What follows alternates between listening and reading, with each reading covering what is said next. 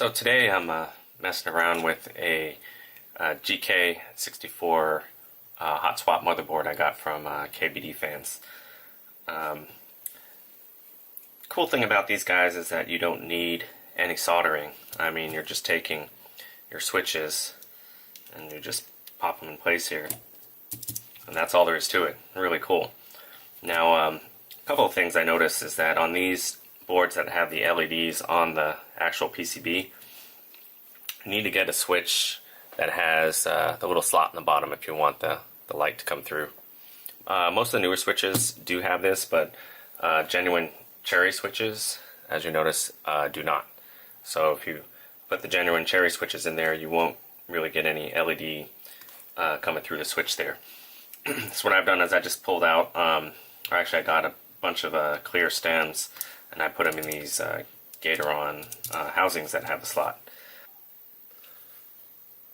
So one of the features that I liked about this, not only aside from the Hotswap switches, is that you get an arrow cluster on this 60% keyboard, which isn't always included.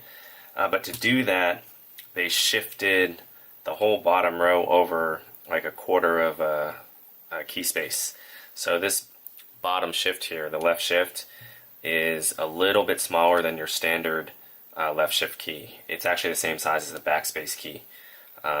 So that could cause a little bit of issue with compatibility with various keycap set, but you can usually find a 2-unit key to put here, like if you have a spare backspace key, or usually they include an extra one in a lot of the kits, or in the case of like DSA keys like these, you can just buy single keys to basically fit wherever you need them. So this one, you know, is a 2U blank, and it fits perfect right there.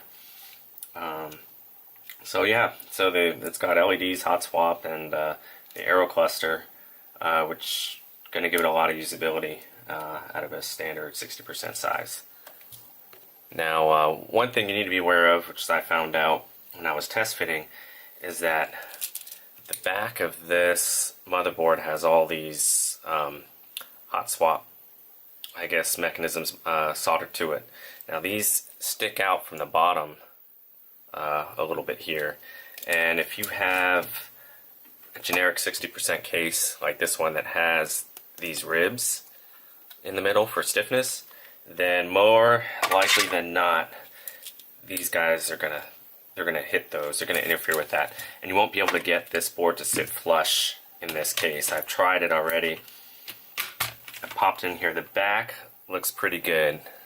It's pretty flush, but when you look at the front, you can see how it's kind of raised up here a lot. I think you can get it to fit if you're willing to maybe shave down some of these, but that seems like a lot of work for a case that costs like 11 or 12 bucks. But if you have a case that basically just has the mounting pieces only, like these aluminum cases you can get everywhere from Amazon and eBay, this is a pretty much standard aluminum case, and there's no ribs, just the mounting post here, then the case fits in pretty much perfectly.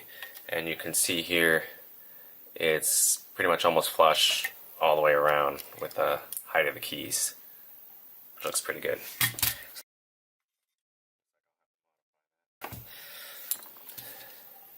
So just as a sneak peek, I'll plug it in to show what it looks like when it is turned on here. It does have some pretty cool LED effects there. Kind of changes colors. You can also set it to one static color, or have it cycle through all the colors like this one. Pretty neat stuff here. Anyway, I'll put up a picture of when it's done. You guys see what it looks like.